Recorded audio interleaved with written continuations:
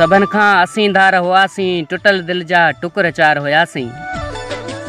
अस्सलाम वालेकुम दोस्तों, प्रोग्राम सरनिसरिया पांध में नौजवान कलमकार बेहतरीन शायर मासूम मुरीदानी कुंभर जो इंतखाब संदसी दिलकश नज़म। सबन खां असींदार हुआसीं, टुटल दिल जा टुकर चार हुआसीं।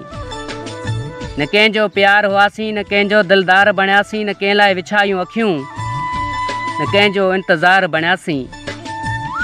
न हुसन जा हवाला ॾिनासीं, न इश्क जा जमाला ॻायासीं। ही गुलाबनि जे देस में असां हसीननि जे हूंदे बि असां अकेला हुआसीं, अकेला रहियासीं, न कंहिंजो दीदार बणियासीं। सबन खां असींदार हुआसीं।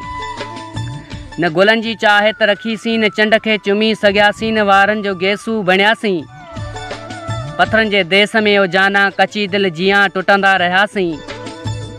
हर नज़म में किरंदा रहियासीं, ठहंदा रहियासीं, टुटंदा रहियासीं, न कंहिं लाइ ॿाहुनि जा हार थियासीं।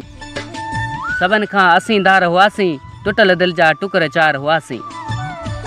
निकाबनि जी दुनिया में रहिजी वियासीं, हिजाबनि जी दुनिया में रहिजी वियासीं। ज़माने जा सुवाल कई हुआ मगर न जवाब कोई ॾेई सघियासीं। असां चुपचाप जो रहियासीं, तॾहिं एॾा इल्ज़ाम सठासीं। सबन खां असींदार हुआसीं, टुटल दिल जा टुकर चार हुआसीं, टुटल दिल जा टुकर चार हुआसीं।